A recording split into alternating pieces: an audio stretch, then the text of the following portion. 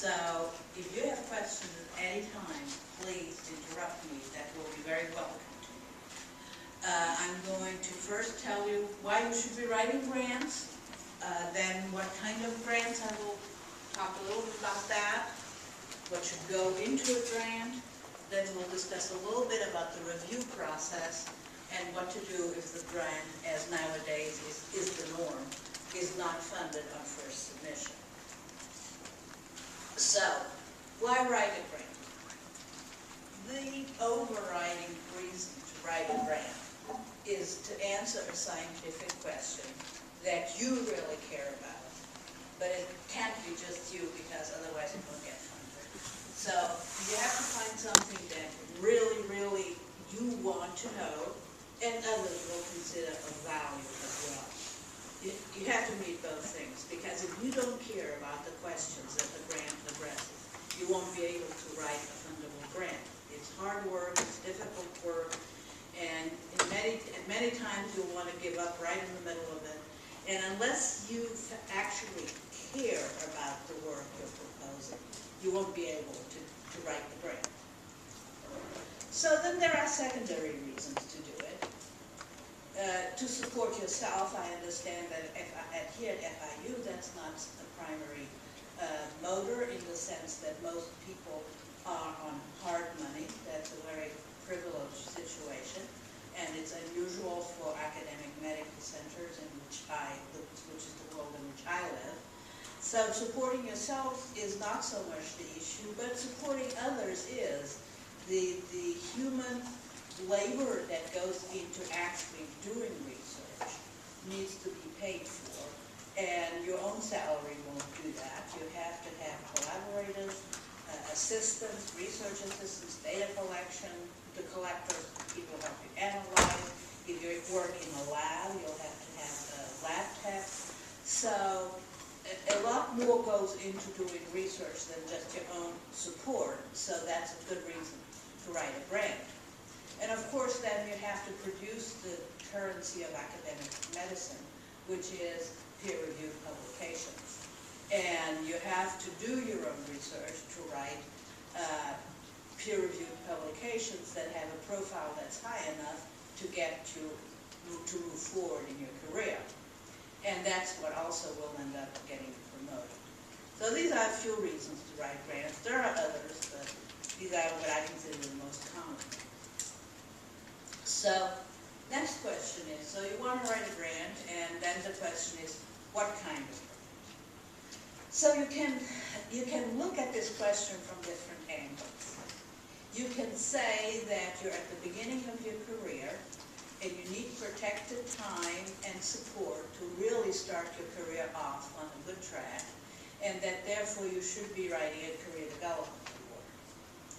On the other hand, whether you already had a career development award or not, you may have a burning question that you want to answer now, and for which you need support, and then you would write an investigator-initiated research proposal. On the other hand, there are a lot of mechanisms out there which usually come under the guise of RFAs, requests for applications, RFPs, requests for proposals.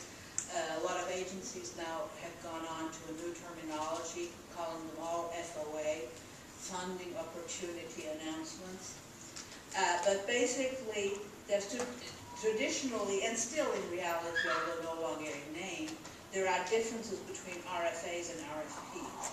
RFAs have a specific amount of dollars set aside to fund a certain number of grants. RFPs are a different animal, and funding opportunity announcements in general may or may not have money set aside for them.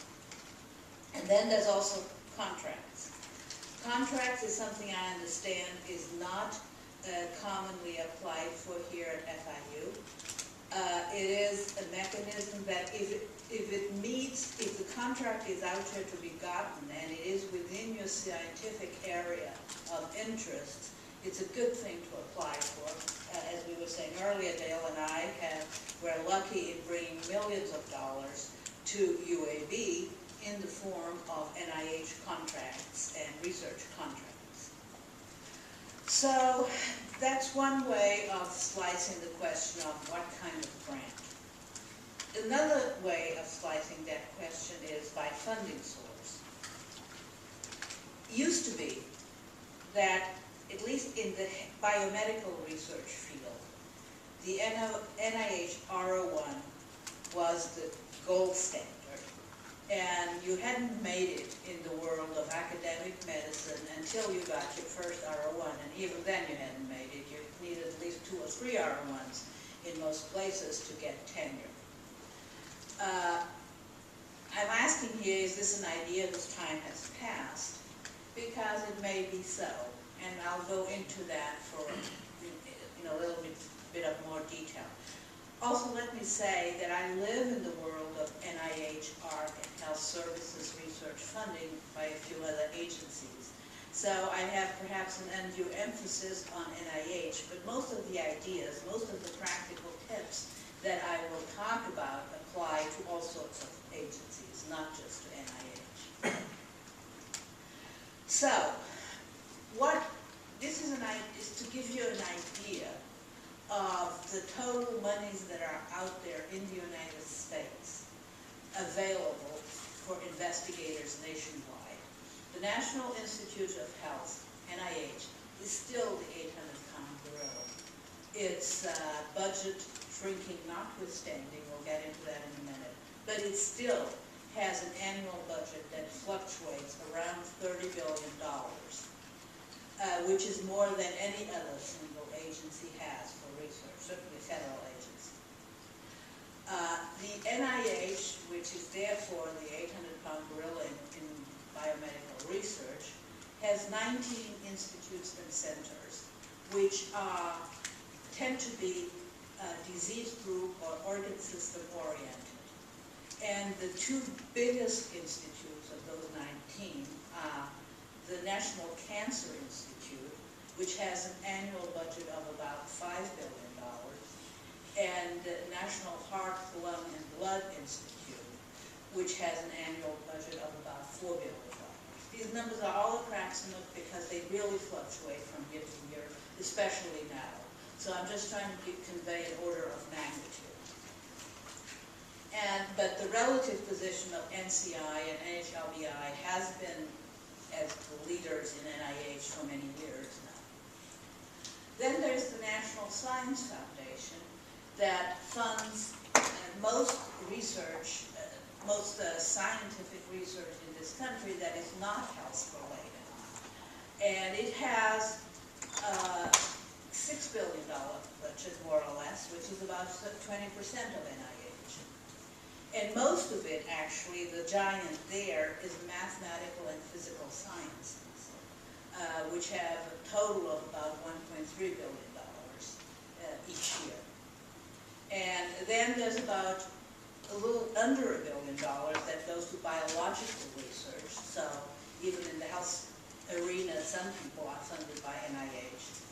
And there is $300 million a year, 0.3 billion, which goes towards social, behavioral, and economic research. So for example, the grant that is funding this seminar and this series is, as I understand it, an NSF grant from the social, behavioral, and economic branch. Okay. So then there are actually, any questions about this? Okay. There are other federal funding sources. I apologize for the alphabet soup. I'll say the name of each agency as we go along, and they're easy. You Google these acronyms, you'll find what they stand for. So CDC, the Centers for Disease Control and Prevention, funds a lot of the public health research in this country, but its total budget is only about $500 million, which if you compare that with just NCI, the Cancer Institute, that's 10%. The VA has a lot of funds for research for the VA, but again, it's the same order of magnitude as CDC. The Agency for Healthcare Research and Quality is sort of a mini NIH for health services and healthcare delivery and research. At least it used to be. It's now changing its stripes because of PCORI, and I'll get to that in a minute. But it's the ARC's mechanisms are identical to NIH's. The submission process is the same as NIH's, and study sections are similar. There's the Department of Defense, which invests about $100 million, some years, some other years, $200 million in research, in health-related research. There's the Centers for Medicare and Medicaid Services, which administers Medicare and Medicaid for the country, and they have a strong interest in the quality of healthcare delivery, and therefore a small amount of their budget, about $70 million a year, goes toward funding that kind of research. If you're interested in healthcare delivery and healthcare quality, it's something to think about. There's the FDA, the Food and Drug Administration, which has an extramural funding budget, but it's small. There's NASA, which puts about $50 million in research, and there's a bunch of other agencies.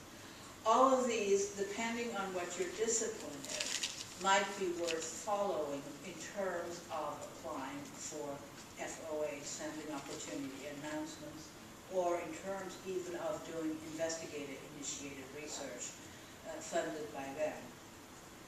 Then there's PCORI. How many people have heard of PCORI here? Okay, a few. PCORI stands for Patient-Centered Outcomes Research Institute. It is not a government agency, and they're very proud of it, so don't call them a government agency. But they are funded through the through the Affordable Care Act, the Healthcare Reform Act. It's a tap on healthcare payers that funds PCORI at the rate of about $500 million a year. And they fund, which is, if you look at it, it's of the same size as all the other agencies except for NIH and NSF. So it's substantial. They have a very different emphasis. They only award contracts. They do not provide grants, which means that your fiduciary relationship with them is different. They require reports every 6 months. They tend to require, though not always, very rapid research. They're standing study sections, only review grants that are at most 3 years long, which at NIH is 5. And they are very, very much into truly patient-centered outcomes research.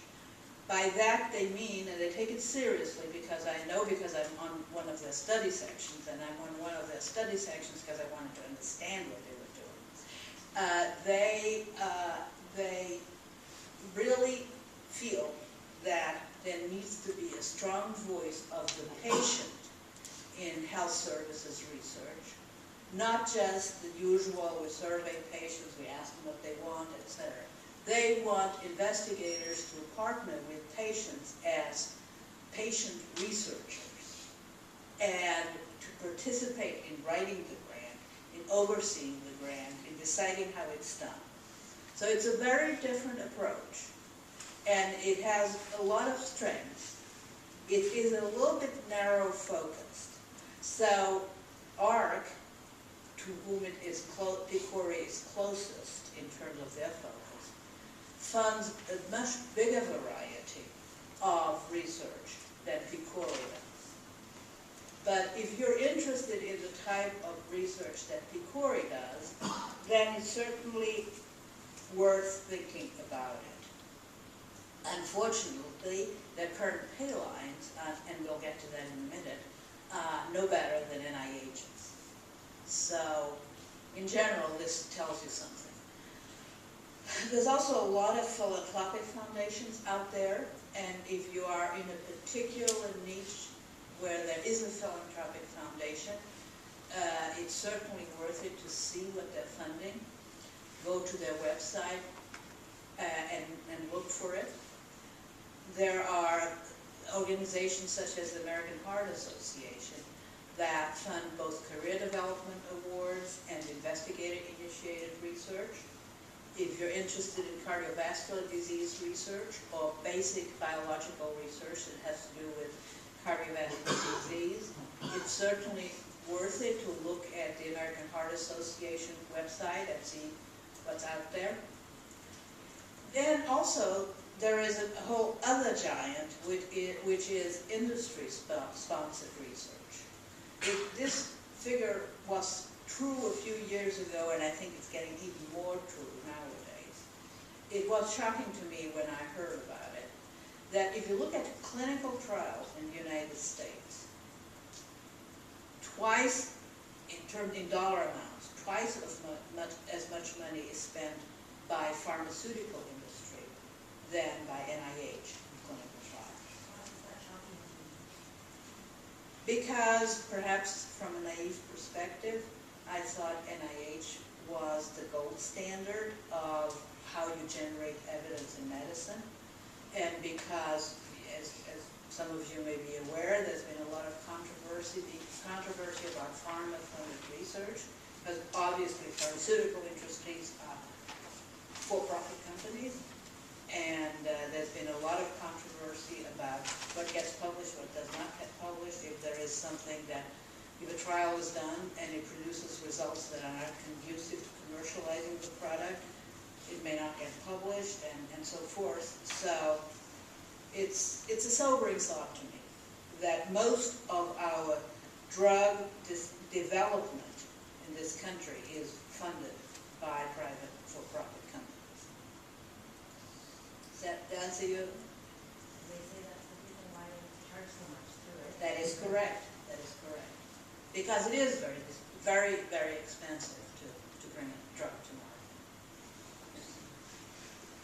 market. Okay, so this is a chart that I pulled off the NIH website. And I don't know how well you can see it.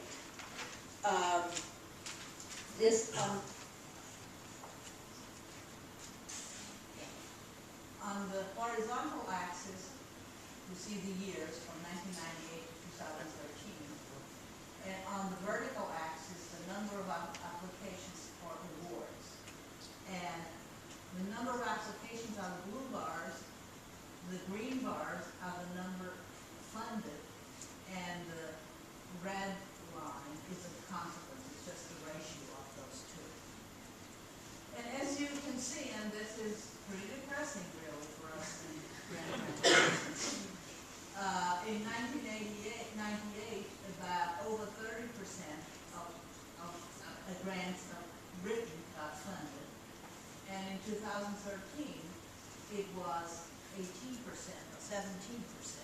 And this is of all applications, including resubmissions, including RFAs, including everything. So we'll get to a minute to what it means when you get a percentile score on a grant, and the pay line for that percentile score, which nowadays is not 16 or 17 or 18%, it's more like 9% or 10%, but that's because this includes everything, okay, including resubmissions, et cetera, et cetera. So this is sobering, and this includes R01s, R21s, all career development awards. Actually, no, it's not career development, all the R-series grants, I'll come to that, at NIH. So that's what we're up against. So I just wanted to give you the latest update on the NIH budget.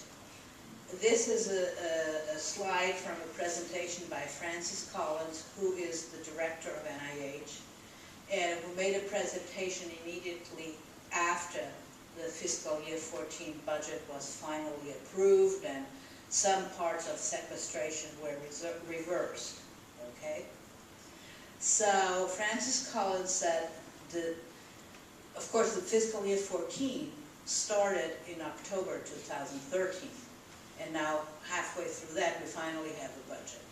And what we finally know is that NIH has, for this year, a budget of $30 billion plus 150 million, which represents a 1 billion increase over fiscal year 2013. Doesn't sound so terrible. However, 13 was the sequester budget.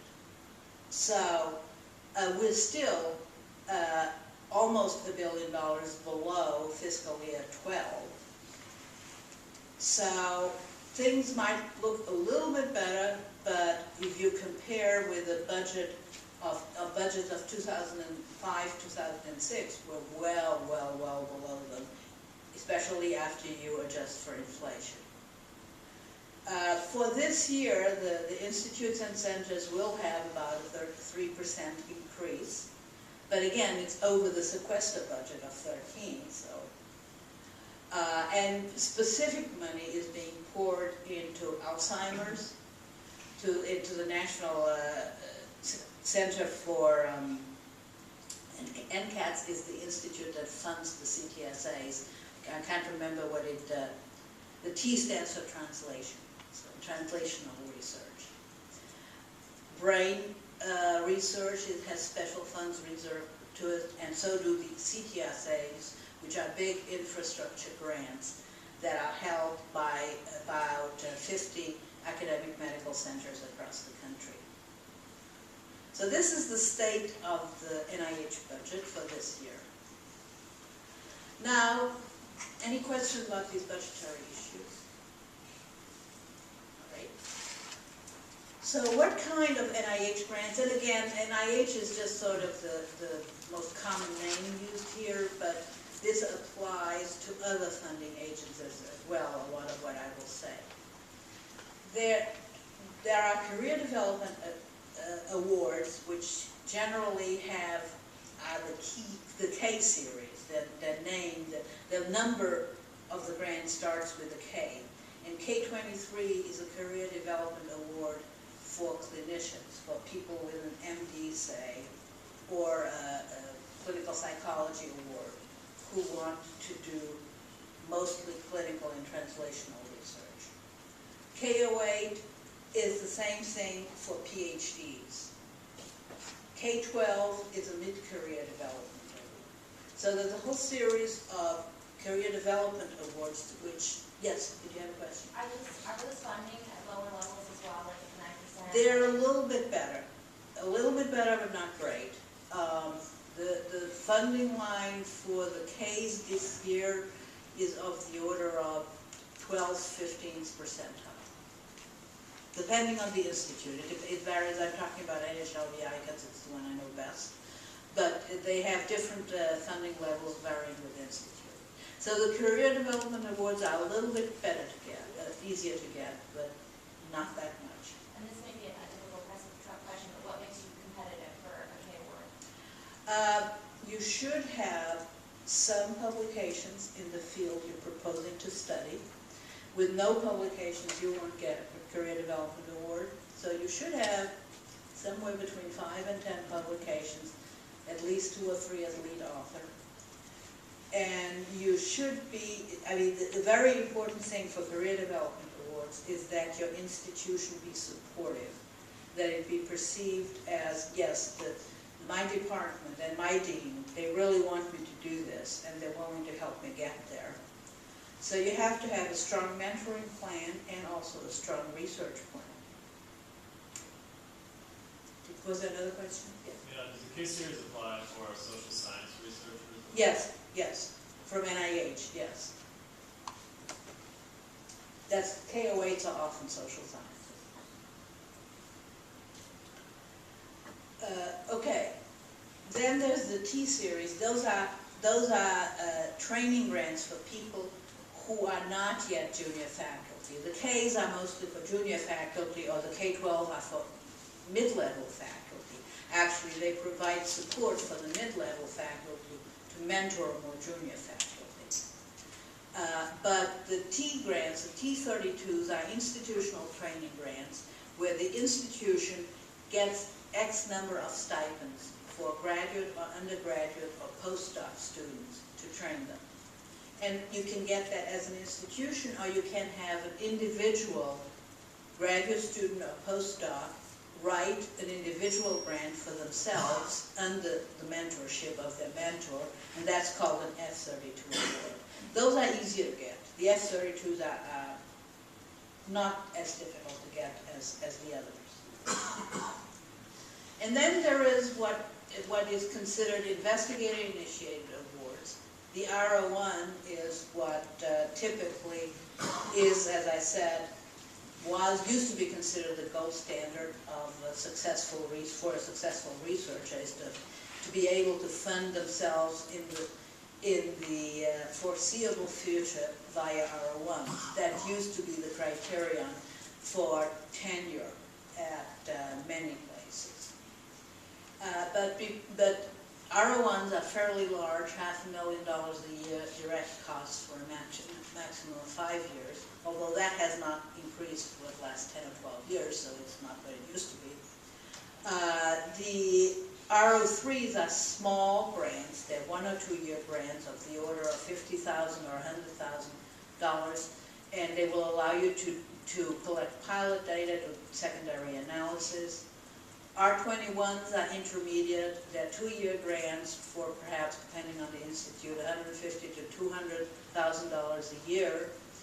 And they're supposed to be risky grants. You're supposed to have an innovative idea, and you're evaluated on the innovation of that idea.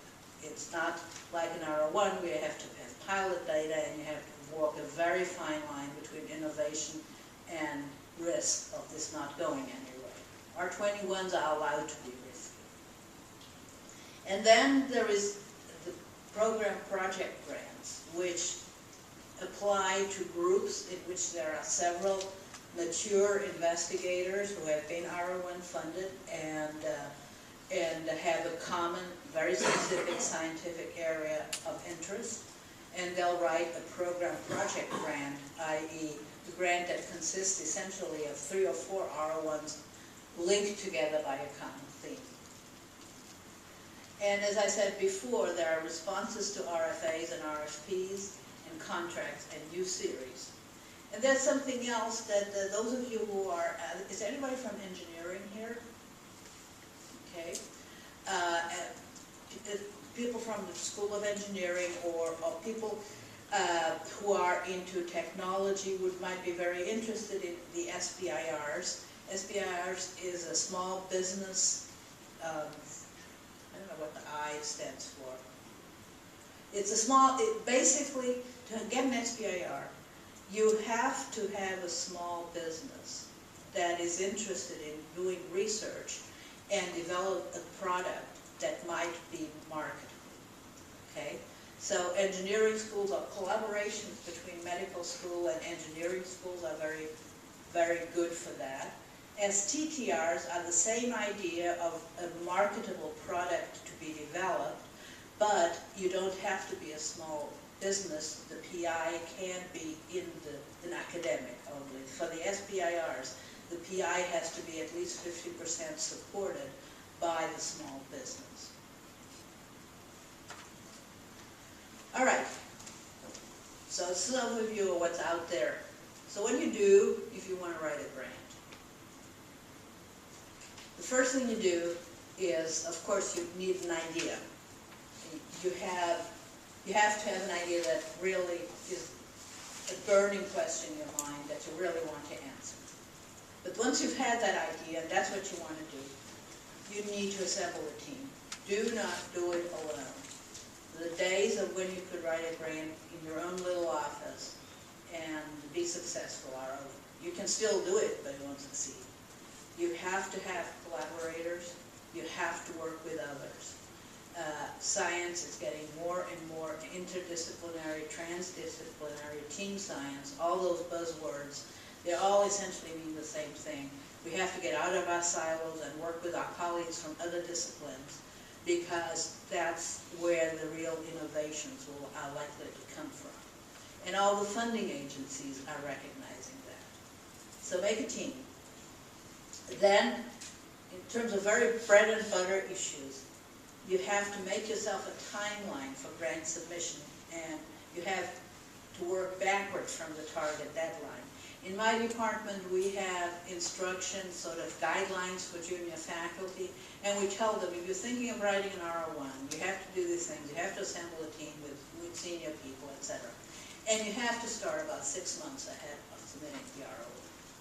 Now, for R03s, it's less time. For R21s, it's less time. For response to an RFA, it's different because they don't give you the luxury of 6 months. But if you can, 6 months is good. And it's fundamental that you have a mock review built in, especially as a junior faculty person. As I was saying earlier today, even in my advanced age, when I write a grant, I will never submit it without having several colleagues review it who have not seen it while I was writing it with my team. I assemble a team, we write the grant, and then when we think it's ready to go, we send it out for and ask some other colleagues who are willing to help us, because we'll do the same thing for them, to review the grant, and invariably they see flaws, they see things that we, the team, no matter how expert, had not seen, and that the reviewers would have seen if we hadn't done that, and we can still address it while they tell us. The internal review tells us what the problems are. And of course, when you, yes, sorry. When you say you assemble a team and you write the grant, do you divvy out parts of the grant to write individually, or do you sit down together and write it together? Well, people work differently. I personally can't write with somebody else sitting in the same room as I. So it's actually, well, the rubber meets the road, and I need to put put my fingers to the keyboard. I have to be alone in a room. And so assemble a team means we discuss the ideas, we back the ideas around, and everybody contributes it. And then the way we usually do it is the first thing to be written, I'll get to that in a minute, is the specific aims. Someone, usually the PI, goes and writes the first draft of the specific aims and comes back. And everybody discusses it, and everybody tears them apart. And then the PI goes back and does it again. And once you've reached a certain amount of consensus in your team, then the real writing starts beyond the specific aims, and we do divvy it up. Someone writes the background, another writes the methods, another writes the innovation. But ultimately, when you're the PI, you have to put it all together. But yes, we do divvy it up. And do you have, is the number of people on your team dependent on the amount of money that you're getting, the size of the project? Yeah, and the expertise that's needed. Frequently, the type of grants I write require very different kinds of expertise. They require methodological expertise from a statistician or equivalent psychometrician. They require content matter expertise from a clinician, say a cardiologist. They require survey design from somebody who specializes in that. And so it's different expertise that really what's needed for the grant that determines the size of the team. So, and when you set yourself a deadline, always make sure that everything's going to be ready 1 week ahead. It's never going to happen, but it will make it a little bit less stressful if you get even close to it. So, we've gotten through 2 of the things I wanted to cover. How are we doing for time, too? Unless okay, we're about.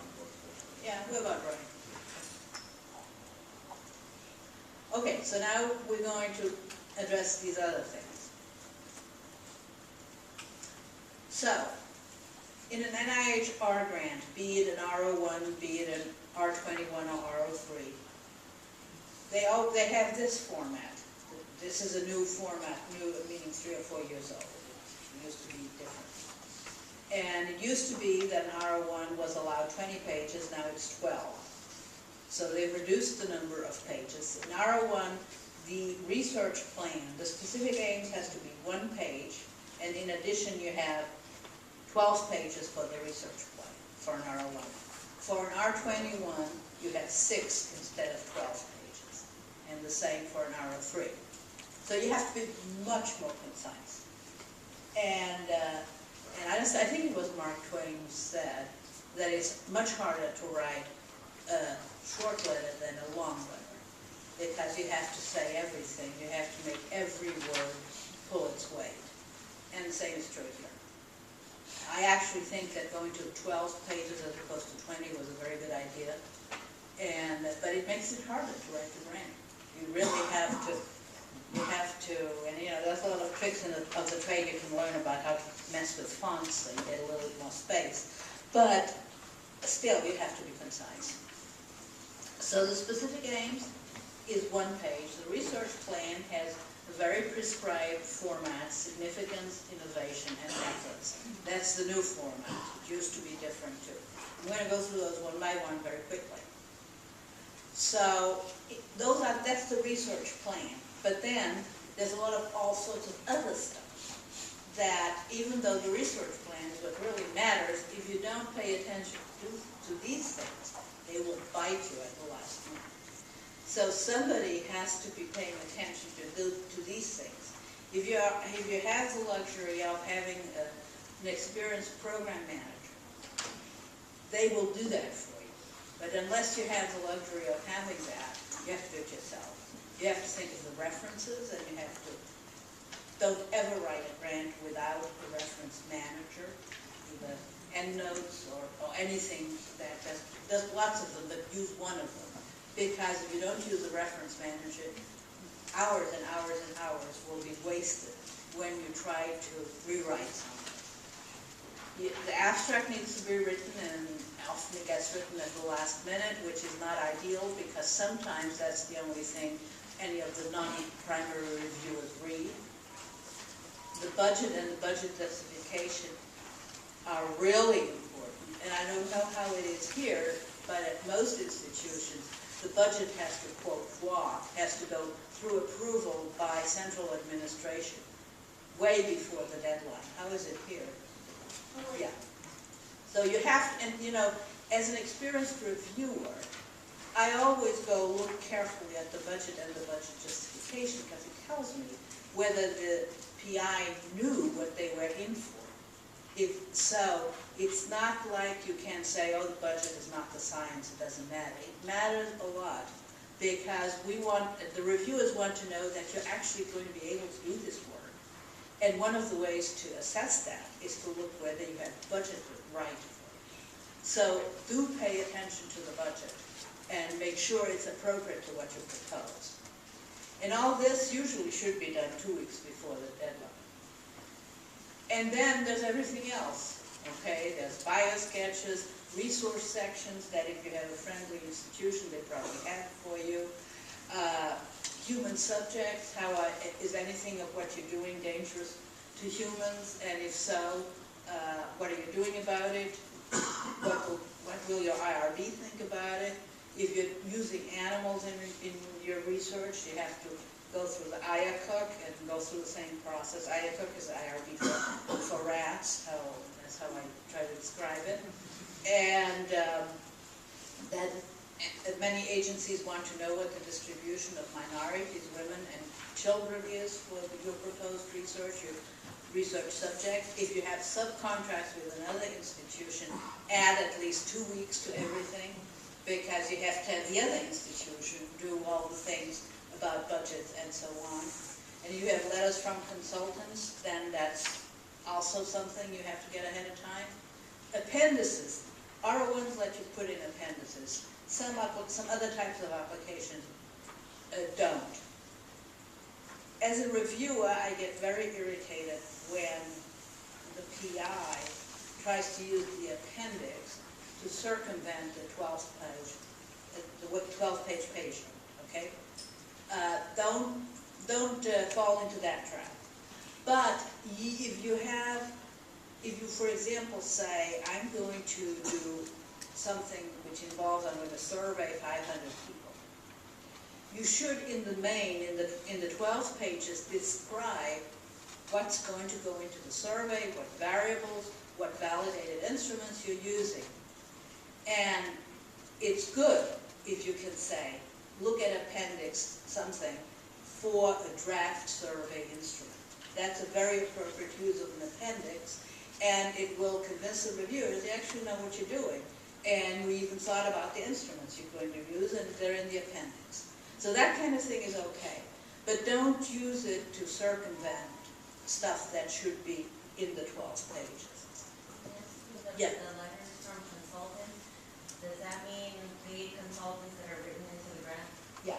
If you have a consultant who's, usually these are people from another institution who are going to lend you their expertise, but are not key investigators. They're going to maybe work for you, they're going to spend 2 or 3 days a year and you pay them a certain amount. And that's what I mean by that. If you're writing a multi-center grant where a lot of the work gets done at another institution, then it's not a consultant, it's a subcontract. But if it's a consultant, it means they're paid. They're paid, yeah, usually, yes. Okay. And now they need to say in the letter how much they are going to be paid. I'm sorry?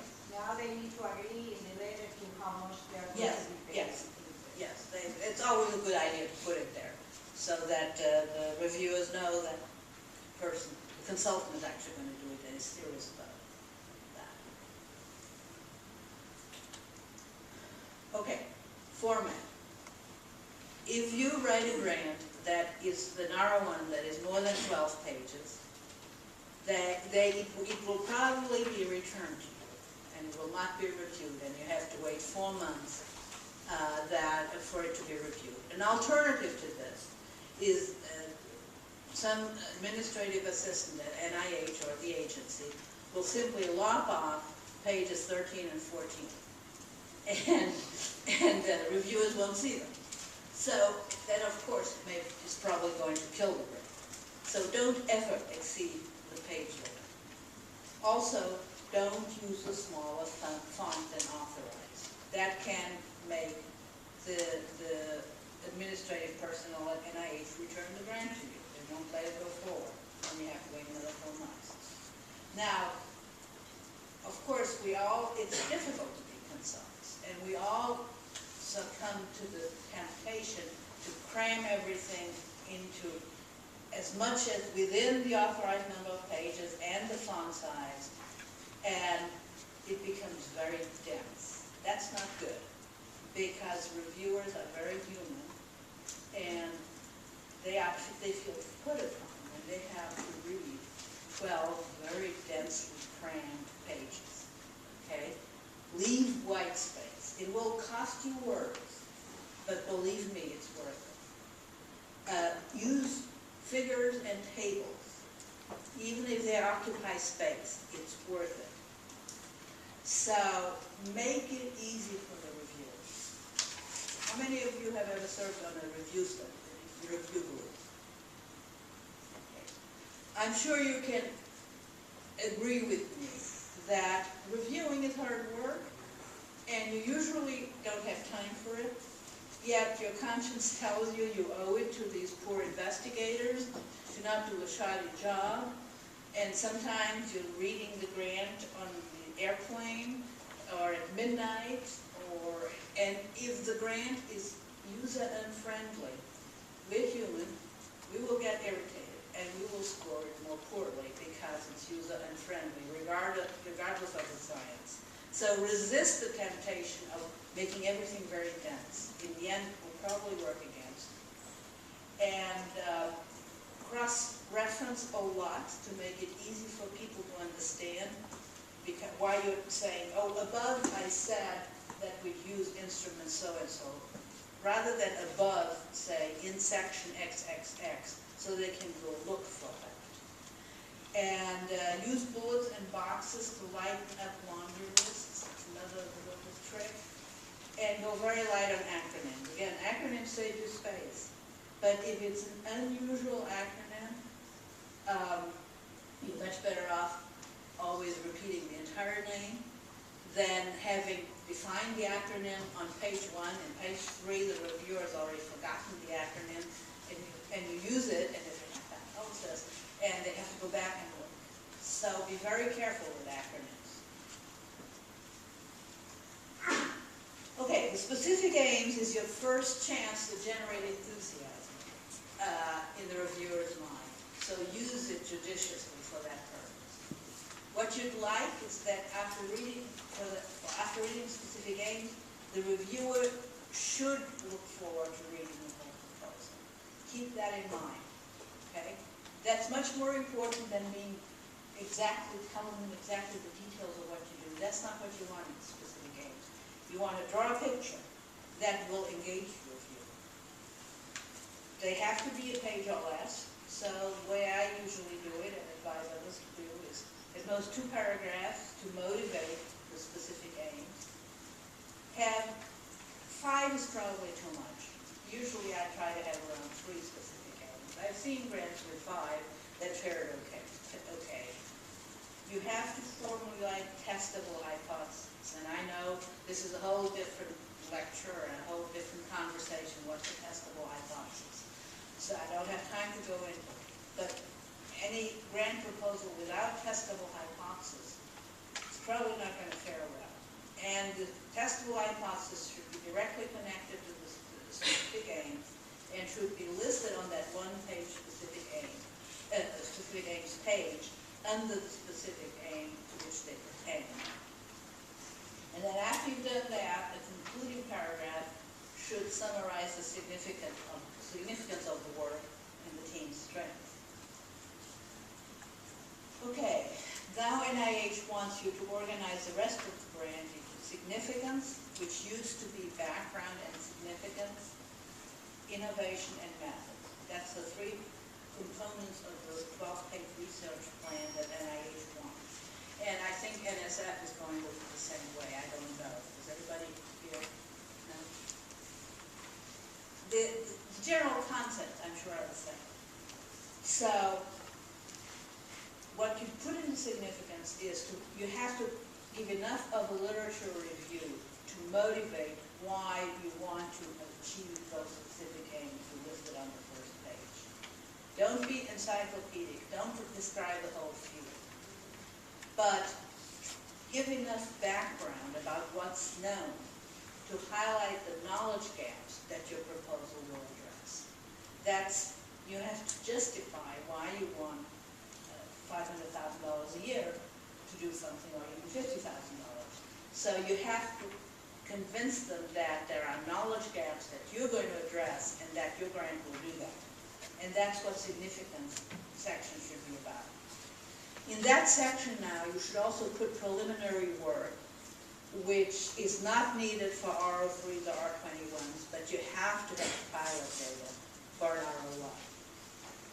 And in that section, you can highlight pilot data to address the specific research you want to do, and you can also brag about your team to tell the reviewers why your team is qualified to do the work that you're proposing. A little trick is sometimes, but NIH is not going to be handling on this these days. You can put in the budget justification a little bit of the brag. When you justify each person's effort, you can say, oh, Dr. So-and-so is one of the leaders in the field of psychometrics, and that's why we're so lucky that he's going to spend 20% of his effort being part of this grant.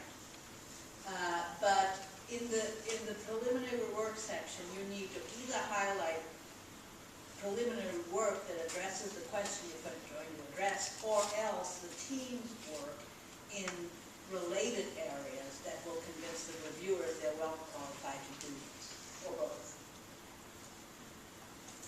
there is a whole new section, which didn't used to be there, called innovation. So the research plan has 3 parts, and one of them is called innovation.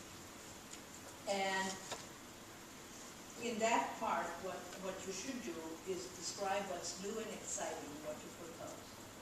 And that could be in both contents or in the methods you're going to use. Be very specific, though. Don't just say, this is wonderful and innovative because nobody thought of it before. You should say, this is innovative because it will lead to this kind of improvement in human health. And it has not been done this way before. And at least 4 or 5 different ways in which it's innovative. And at the end of this, after reading the significance and the innovation, literally, you should have a reviewer who wants to stand up and cheer for what you propose. If you get that, then you might be lucky enough to get your grant funded the first time. Okay? You haven't won the battle yet, because then comes the where the rubber meets the road methods.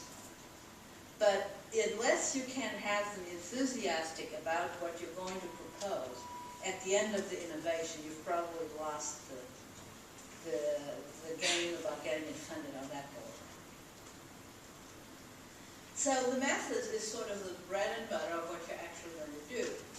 It has a bunch of technical details about the study population, data collection, variable definition, the analysis and hypothesis testing, including sample size and analytic plan.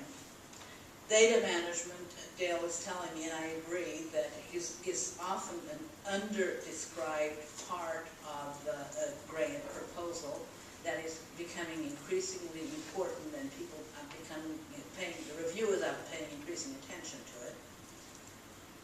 When it's a complex grant with multiple sites, for example, you need an organizational chart of the research team. One thing that I find very important is strengths and limitations, although it is not mandated. Let me see if that is, yeah. Strengths and limitations section is not mandated by usually in grant formats, but I never write a grant without it, because it's your opportunity to preempt reviewers' questions. No grant is perfect. There are always limitations in what you do. And you have limited resources, so that's okay, as long as you can justify why you're doing it that way. If you know that you're using an instrument, say, a survey, a validated instrument that has 6 questions, which has a certain validity, but not as much as another one that has 100 questions, but would not be feasible, you can say so. You say one limitation is that we're using this instrument. On the other hand, it would be not feasible to do it with a longer survey. But say it, because if you don't say it, the reviewers will know it, they'll think of it, and if you haven't addressed it, their nagging doubt will go unopposed. So whatever you can think about that is a weakness in your grant, and believe me, you've written it, you know there are a lot of weaknesses. Either fix it if you can, or if you can't fix it and you think it's impossible to fix it, put it in the strengths and limitations and tell them why it's worth doing the grant, even with this weakness. And again, this, at the end of the strengths and limitations, is where you really need a stand-up and cheer effect to have persistent. So again, this may happen or it may not, but hopefully it will. Timeline is something that needs to go into every proposal, meaning just when are you going to do what? Months 1, months 2, months 26, etc. And also make very sure that the budget justification is consistent with the timeline. If you're going to say that you're going to interview 300 patients in year 2, and you're going to pay the patients incentives, and the budget doesn't have incentives until year 3, you should be in trouble. So make sure that the 2 things are consistent. And I'm going to skip a little bit over this because it is so related to NIH grants. But if anybody wants these slides, it's there, and you can look it up. These are guidelines. They're not rules or norms that you have to follow. Now let me talk a little bit about the review process. What happens usually the study review groups are called study sections. That's not an official name, but everybody uses it. And a typical study section consists of about 20 to 30 people, senior and mid-level, scientists in the field that you work in. And they meet about 3 times a year, depending on the agency. Each reviewer is assigned somewhere between 6 to 10 grants. And what happens is that each grant gets a primary reviewer and 2 or 3 secondary reviewers. Now there's 20 or 30 people on the study section. And ideally, everybody should have read all the 70 grants for that meeting, but that never happens. The reality is that only the primary and secondary reviewers assigned to a specific grant have really carefully read it. The others may have glanced at it, may have read it if it's especially interesting to them, or they will sit there during the discussion and leaf through the grant or scroll through the grant and look for things that interest them.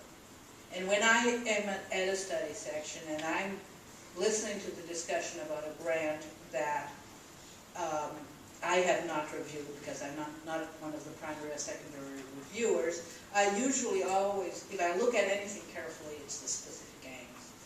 I look at the specific aims, and then I look at the strengths and limitations. So, at the end of the grant. So those are the things you should pay most attention. I'm not unique, most people, I think, do it this way. So, those are the things that are so terribly important. So, did I thought I had fixed this? 5 is worse, not 9. So this is wrong. So every vote on every so although only 3 or 4 people have actually read the whole grant, all 20 or 30 study section members vote on the grant if it is discussed at all. And so you have to convince everybody, and really there is a lot of the luck element in the review process.